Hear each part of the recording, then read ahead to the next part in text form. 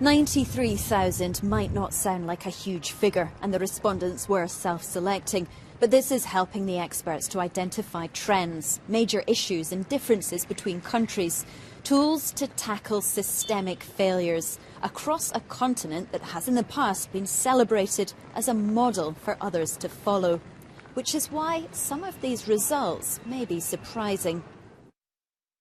In the last 5 years, more than a quarter said they'd been attacked or threatened with violence.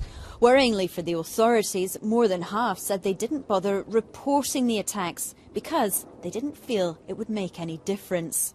Now it shows very clearly that things are not going right, that there are still very many discriminations, that the legislations which are in place in the member states are de facto not really applied in practical terms. It is this institutionalised homophobia that the fundamental rights specialists are especially concerned about. A young man said that when he was raped, he was calling the police and they were just laughing at him and making jokes, simply not taking him serious, and that is what we hear. This is where the delegates have come together from across Europe to discuss a grand plan designed to end homophobia. It is a big ambition, they admit, but one they say can only be achieved if the countries come together to establish a single strategy to protect all people in all countries. There is significant disparity in gay rights laws depending on which European nation you're in.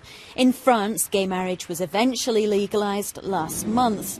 In Portugal, politicians are still debating draft legislation on gay adoption. Both rights have existed in the Netherlands for more than a decade. The worst results in the survey came from Eastern Europe. And although no country had a perfect record, the Netherlands is hoping to use its experience here as a vehicle to inspire change elsewhere. Anna Holligan, BBC News in The Hague.